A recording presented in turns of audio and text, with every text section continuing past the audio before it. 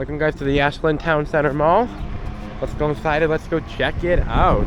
Hello everybody and welcome to Ashland in Kentucky and welcome to the Ashland Town Center Mall. And honestly, this was a really nice mall. I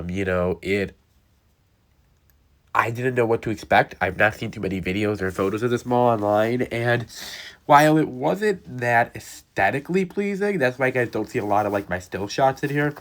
But it was really nice to see a mall busy and full of life and tons of national chains and with really solid acres here, with the three major department stores and the TG Maxx. I don't see this mall going anywhere. And it's the only one in the area. There used to be two, and we'll get there because I did film what's left of the other mall. But in any event, so this mall opened up in 1988 as a joint venture of the Glimser Realty Trust, which was the mall's owner, along with the Edward J. DiBartolo Corporation, now part of Simon, obviously.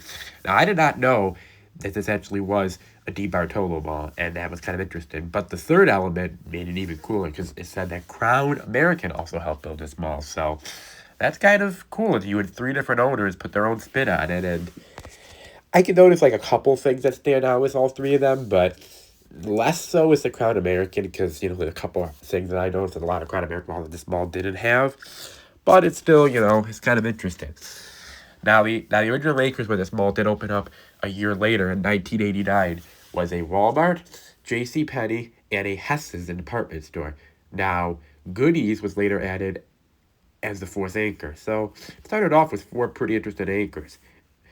But we'll get to there are some changes.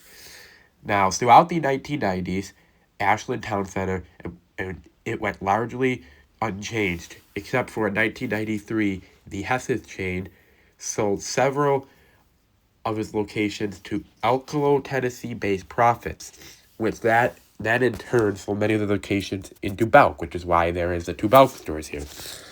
Now, as we got into the 2000s, then there was some interesting changes. In 2005, Walmart left the mall as it was relocated to its supercenter outside the mall itself. So that's kind of interesting, to see that this mall used to have a Walmart and it just left. I mean, it left to a new supercenter, which we know malls, tend to do that.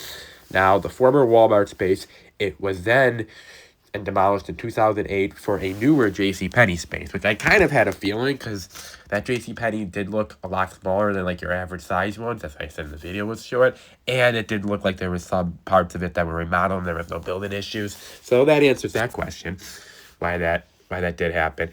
And this was one of three prototype stores for the JCPenney chain, which began soon afterwards. So that's kind of exciting, and it officially opened up here in August 2008. But apparently the store is actually bigger than the original store used to be. Apparently it's double. So that penny must have been really small. That would have been very interesting to see. I mean, I've seen small JCPenney's, but that would have been interesting to see. Now, the existing JCPenney store, and it was obviously vacated, which later became half of it became the Belk, Med, and the home space, which is also why that space is so small. So this mall has been through a lot of changes when it comes to the anchors, but the fact that it hasn't lost any of its anchors and it has three major department stores, I mean, yes, it has two Belk, so it's technically one company, but still, that's what really helped this mall out. You guys see with malls across the country, like with, they had Macy's and Sears's and Bon-Tons and Lord & Taylor's. This has two major companies that are doing pretty well for themselves. I mean, I do work for JCPenney, so I'm not just being biased. It is true they're doing well. And the Belk chain is really performing expectations as of right now. They're not quite as big as they were, but they're still doing quite well for themselves. Now the store did replace the Belk men's and home store, which was in the Belk wing, and that became the Hibbett Sports, and is now a Five Below as of 2020. Now, in addition to the relocation of JCPenney, Ashland Town Center, it went through further renovations in 2008 and 2009. The food court and was downsized, which probably makes it seem like why it was so small. Because I noticed that the food court was not that big. There still was enough food options for us. We didn't eat there, but if we would have had to, there'd be enough food options for us. But it did seem smaller than other ones I've been to. Now,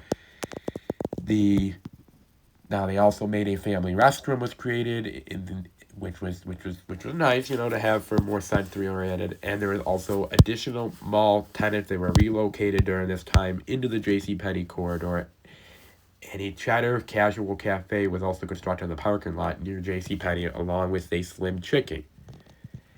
So that, I think, when it comes to that, this mall's gone through so many changes and remodels. It probably loses some of the aesthetics, but at the same time, malls do kind of need that with the online shopping. So I am okay with that. I mean, even though I do like the aesthetically pleasing malls and that will never go away and whatever, but I understand that this is a business at the end of the day, and malls do need to change with the times, and that is one of the things that you really have to do, and do some changes, do some refreshes at new stores in here, and they've done this, and that helps.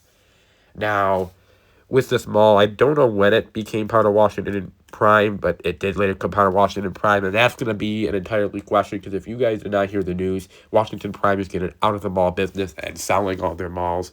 I don't know who will end up getting this mall. I hope that it's not Namdar and/or Kohan, but only time will tell, because that could potentially change the trajectory of this mall. But hopefully this is one of the last ones they sell, and they can continue to do work until they do sell this mall, and that will make it viable for at least the next 30 plus years. Now, the last thing I didn't mention was that the TG Maxx, it did replace Goodies as an anchor store, and Rax, Panera Bread, and Children's Place also opened new places in the mall. So, as I said, this place has gone through many changes and whatever, and I hope that it can continue to do well.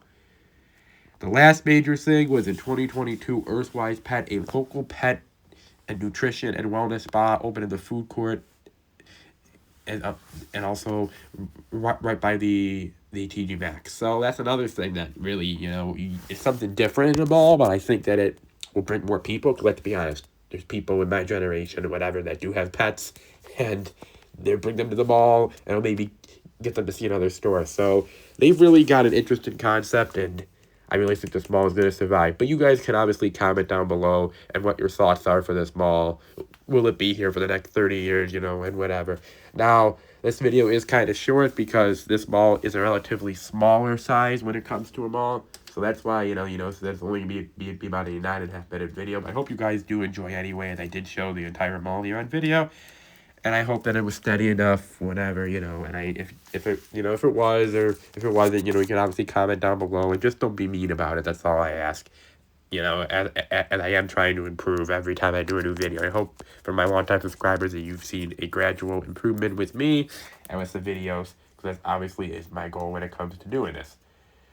But for now, guys, I'm going to sign off. I hope you guys do enjoy this video.